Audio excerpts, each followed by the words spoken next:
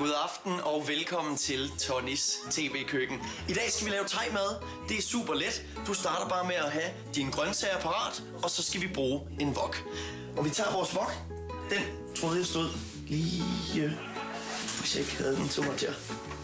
Den lige 2 sekunder. Skat! Den der... Ved du, hvor wokken er? Hvor skulle jeg vide det fra? Var det ikke dig, der brugte den i går? Har du kigget i skabet, eller hvad? Jeg kigger i skabet.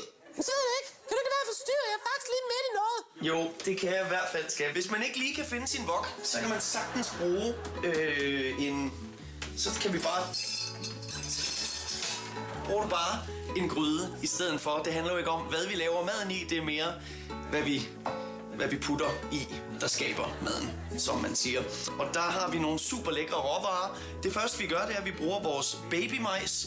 Der skal simpelthen ingen forberedelse til. De skal hverken hakkes eller noget. Så de skal bare dumpes, når man lige har fundet dem. Lige i 2 sekunder skal jeg lige være skat. De der babymajs, jeg sagde, du skulle købe til TV-køkkenet. Du kan ikke finde nogen babymajs nede i Kiel, hvis jeg bare køber voksenmajs.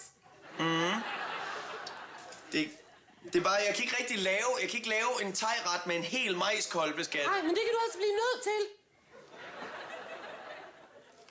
Hvis man ikke har babymajs, så kan man sagtens bruge en almindelig majskolbe. Du tager din majskolbe og fyrer ned i wokken, eller gryden, og... Sådan der. Når den så i, så fyrer vi bare godt op for varmen.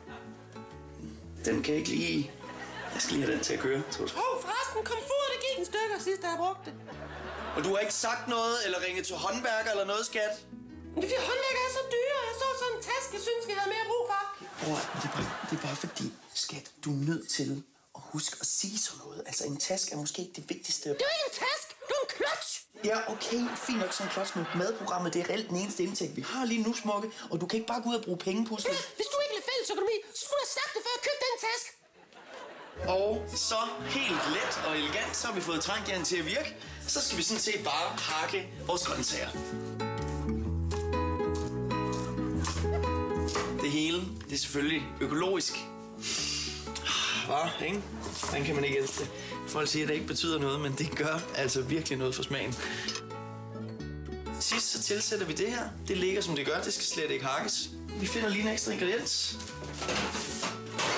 Jeg kan ikke lige umiddelbart skat. Ja. De der peberfrugter, jeg skulle have brugt. Hvad med de peberfrugt? Jeg sagde, at du skulle have købt nogle peberfrugt, som jeg kunne hakke.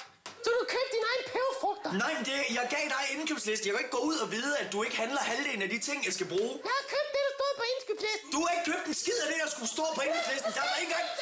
Jeg er så fucking træt af dit pis. Jeg prøver at få det her til at fungere.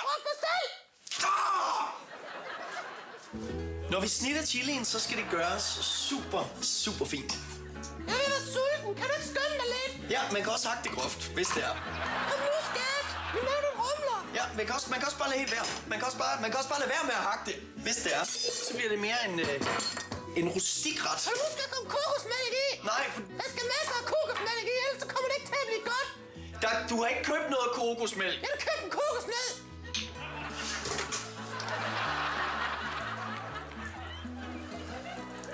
Så er der serveret. Velbekomme, og tak for i dag. Nu er det ikke politik i, vel?